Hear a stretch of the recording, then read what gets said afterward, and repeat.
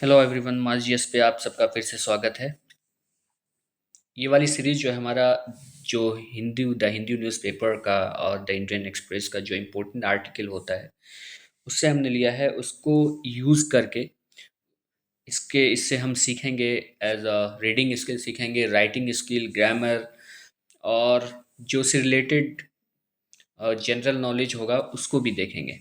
तो ये इम्पोर्टेंट हो जाता है, इसलिए ज- तो हम ये सीरीज़ शुरू कर रहे हैं और उसके साथ ट्रांसलेट भी करेंगे उसका।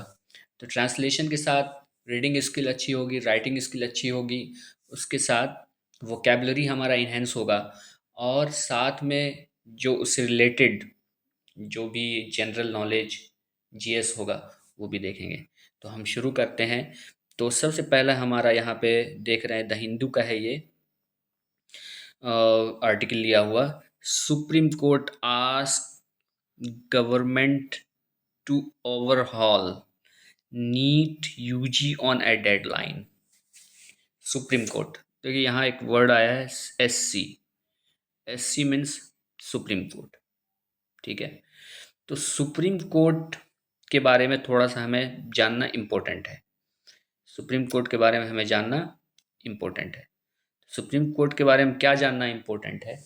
तो सबसे पहले सुप्रीम कोर्ट जो है ना, सुप्रीम कोर्ट वो कहाँ से, तो ये वाला सुप्रीम कोर्ट अडॉप्ट किया गया है जो है इंडियन एक्ट 19, इंडिया एक्ट 1935 से, ठीक है। इंडिया एक्ट 1935 से इसको अडॉप्ट किया गया है सुप्रीम कोर्ट को, ठीक है। उसके बाद सुप्रीम कोर्ट जो हमारा इंडिपेंडेंस के बाद से जो हमारा इनैगुरेट हुआ, वो जनवरी, जैन मीन्स जनवरी 28 1950 से, 28 जनवरी 1950 से इनैगुरेट हुआ, ठीक है। उसके बाद फिर हम देखेंगे आगे की तरफ। तो सुप्रीम कोर्ट में जो है अभी कितने मैक्सिमम जजेस हैं? तो सुप्रीम कोर्ट में जजेस कितना है, कितने हैं जजेस इन सुप्रीम कोर्ट? वो 34 जज हैं, including CGI, chief justice of India. तो इससे एक क्वेश्चन और बनता है कि अभी सीजीआई कौन है इंडिया के? तो डीवाई चंद्रचूड़, डीवाई चंद्रचूड़ जी हैं सीजीआई अब इंडिया के। तो ये कौन से में सीजीआई हैं? तो ये भी याद रखना, ये 50th, 50वें सीजीआई हैं भारत के। कौन से? 50वें सीजीआई हैं, 50th सीजीआई हैं भारत के, ठीक है। और इससे रिलेटेड जो है, सीजीआई से रिलेटेड क्या है, सीजीआई जो है रिटायर होते हैं। रिटायर कब होते हैं सीजीआई? तो रिटायर होते हैं 65 एज में, 65 के एज में, ठीक है। इसको अपॉइंट कौन करता है? अपॉइंट करता है प्रेसिडेंट। इसको अपॉइंट, इनको सीजीआई को अपॉइंट कौन करता है? प्रेसिडेंट करता है, ठीक है। अच्छा, सुप्रीम कोर्ट जजेस कौन अपॉइंट करता है? प्रेसिडेंट करता है।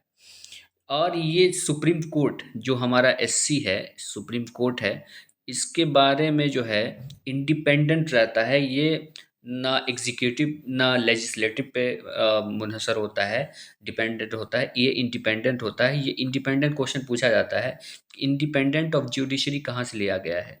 इंडिपेंडेंट ऑफ जुडिशरी लिया गया है यूएस से, यूनाइटेड स्टेट्स से लिया गया है, ठीक है। ये भी इम्पोर्टेंट है। अब एक क्वेश्चन मैं आपके लिए छोड़ के जा रहा हूँ, उसका जवाब आपको देना है कि CGI, chief justice of India, retirement, जब रिटायर होने वाले होते हैं तो उसकी एज तो 65 होती है, या फिर पहले रिटायर हो जाए अगर कोई, तो वो अपना रिटायरमेंट जो है अब किनको सौंपते हैं? इसका जवाब देना है, ठीक है। अच्छा, removal of supreme court and high court. Supreme court और हाई कोर्ट के जो है चीफ जस्टिस को या सुप्रीम कोर्ट जजेस को हटाने के लिए ये कहाँ से लिया गया है? यूएस से लिया गया है, यूनाइटेड स्टेट्स से लिया गया है, ठीक है। तो इतना इतना बात हमारे लिए बहुत ही इम्पोर्टेंट हो गया। एक चीज़ और ये है कि सुप्रीम कोर्ट किस आर्टिकल में आता है, कितने आर्टिकल में? तो याद रखिएगा सुप्रीम कोर्ट के बारे में आर्टिकल आर्टिकल 124, 124 टू 147 पे बात किया गया है, ठीक है। तो इतना बात याद रखिएगा। तो एक बार मैं जल्दी में थोड़ा बता दूं, तो सुप्रीम कोर्ट जो है कहाँ से adopted from the government of India act 1935 से लिया गया है। ठीक है। सुप्रीम कोर्ट इनॉग्रेटेड ऑन 28 जनवरी 28 जनवरी 1950 को। ठीक है। प्रेजेंट जजेस in the supreme court including CGI chief justice of India is 34, और DY Chandrachud is a 50th judge, CGI of India. CGI appointed by the president, or independence of judiciary is taken from the US, and the retirement age of CGI is 65. You have to answer who whom retirement will be proceeded by the mm, uh, तो अब हम चलते हैं इसकी तरफ। Supreme Court ask government to overhaul NEET. Ask, तो ask का मतलब क्या होता है? आस्क का मतलब होता है याचना करना। आस्क का मतलब ऐसे पूछना होता है। यहाँ पे जो वर्ड यूज होगा वो है याचना करना। याचना करना, आस्क मतलब याचना करना। Government to overhaul, to to as a क्या है यहाँ पे? प्रीपोजिशन है। टू ओवरहॉल, तो प्रीपोजिशन क्या करता है? जोड़ता है। तो गवर्नमेंट आज सुप्रीम कोर्ट आस्ट, GOVT मतलब गवर्नमेंट से पूछा। ठीक है, याचना किया। तो टू ओवरहॉल, ओवरहॉल मतलब होता है रिनोवेट, रीस्टोर करना। Overhaul NEET UG exam, overhaul NEET UG on a deadline. Deadline क्या मतलब होता है? समय सीमा। समय सीमा दिया गया एक समय पे, डेडलाइन उसी को बोलते हैं। समय सीमा पे क्या करना है उसको सुप्रीम कोर्ट ने आस्क किया। तो इसका क्या अर्थ हो जाएगा, यानी ट्रांसलेशन क्या हो जाएगा? सुप्रीम कोर्ट ने आस्क किया किससे? गवर्नमेंट से यानी सरकार से, ने सरकार से समय, डेडलाइन मतलब समय, समय सीमा पर नीट यूजी में सुधार, ओवरहॉल यहाँ पे सुधार के तौर पर आएगा, सुधार करने को कहा। तो Supreme Court ask government to overhaul NEET UG on a deadline. Supreme Court ने क्या कहा? समय सीमा पर नीट यूजी में सुधार करने को कहा। उसके बाद चलते हैं नीचे की तरफ। तो यहाँ पे देखिए टॉप कोर्ट।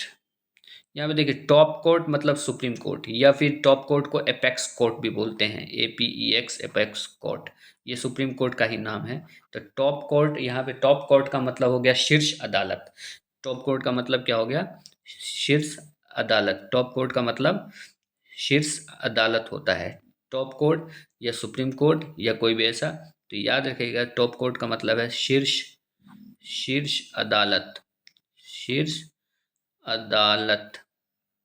ठीक है। टॉप कोर्ट मतलब शीर्ष अदालत। पुल्स अप, पुल्स अप क्या है? पुल्स अप एक प्रोवर्ब, फ्रेजल वर्ब है। पुल्स अप मतलब क्या होता है? फ्रेजल वर्ब पुल्स अप मतलब होता है खींचतान करना। पुल्स अप मतलब क्या होता है? खींचतान करना। पुल्स अप मतलब खींचतान करना।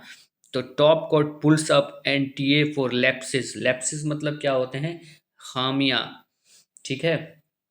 खामियां, लेप्सिस मतलब होते हैं कमियां, खामियां। लेप्सिस मतलब कमियां या खामियां। कंडक्टिंग, कंडक्टिंग मतलब आयोजन, कंडक्ट से बना है कंडक्टिंग, आयोजन। The test directs committee led by ex ISRO chief K Radhakrishnan to submit to centre its 3 recommendations. Recommendation के मतलब क्या होते हैं? Test recommendation on restricting the rest by सितंबर 30। क्या मतलब हुआ? शीर्ष अदालत ने परीक्षा आयोजित करने में खामियों के लिए NTA की खिंचाई की। ठीक है। Countries conducted test direct committee led by ex research Krishna to submit center recommendation on rejecting September 30 सितंबर तक ये रिपोर्ट जो है आपको देना होगा। किसने कहा? एक्स इसरो चीफ राधा कृष्णन के कहा। किसने कहा? सुप्रीम कोर्ट ने कहा उनसे। ठीक है। उसके बाद चलते हैं आगे की तरफ। तो यहाँ पे देखिए आप, the supreme Court on Friday pronounced sketching. Sketching मतलब होता है स्केटिंग, SCATHI, स्केटिंग मतलब होता है अत्यंत कठोर यानी क्रिटिसाइज करना, तनकीद करना। Judgement, calling out the flip flop. Flip flop एक तरह का क्या होता है, सैंडल होता है, मगर यहाँ पे फ्लिप फ्लॉप का मतलब होता है साउंड और motion of something. Flip flop of the National Testing Agency in conduct of the National Eligibility cum Entrance Test. ठीक है, तो एलिजिबिलिटी मतलब पात्रता परीक्षा, competency. Entrance test for admission to undergraduate medical and put go government deadline to completely restructure the exam. तो यहाँ देखिए, Supreme Court on Friday pronounced, क्या क्या, सुप्रीम कोर्ट ने फ्राइडे को क्या बोला, सुप्रीम कोर्ट ने शुक्रवार को, सुप्रीम कोर्ट ऑन फ्राइडे, शुक्रवार को अंडर ग्रेजुएट जजमेंट में क्या बोला, अंडर ग्रेजुएट कोर्स में प्रवेश के लिए नेशनल एनटीए कम इंट्रेंस टेस्ट 2024 के आयोजन में राष्ट्रीय परीक्षा एजेंसी की लापरवाही को खारिज करते हुए एक तीखा फैसला सुनाया। ठीक है, कैसा फैसला सुनाया, तीखा फैसला सुनाया। उसके बाद नेशनल सुनाया, उसके बाद एंड, तो for admission to undergraduate medical course, undergraduate मतलब क्या होता है, national NTA graduate medical course प्रवेश के लिए कम इंट्रेंस टेस्ट 2024 में राष्ट्रीय परीक्षण एजेंसी की लापरवाही को खारिज करते हुए फैसला सुनाया। एंड यहाँ से और, put the government on a deadline to completely resurrect the exam process, और सरकार को परीक्षा प्रक्रिया को, डेडलाइन, डेडलाइन दिया, डेडलाइन, परीक्षा प्रक्रिया, प्रोसेस मतलब प्रक्रिया, complete children to complete restructure, पुनर्गठन। ठीक है, रीस्ट्रक्चर मतलब होता है पुनर्गठन, पुनर्गठन। ठीक है, पुनर्गठन। तो क्या किया सुप्रीम कोर्ट ने, और एंड और put government on deadline to completely restructure the exam process, परीक्षा प्रक्रिया को पूरी तरह से पुनर्गठन करने समय सीमा तय की, रीस्ट्रक्चर द एग्जाम प्रोसेस, तो सीमा तय की। ठीक है, the manner in which the NTA organise the exam this year gives rise to the very exam serious concern, NTA has sufficient resources at it. तो यहाँ से सुप्रीम कोर्ट के बारे में था। ठीक है, तो सुप्रीम कोर्ट के बारे में यहाँ से समझ में आ गया किस तरह का क्वेश्चन पूछता है। Thank you very much.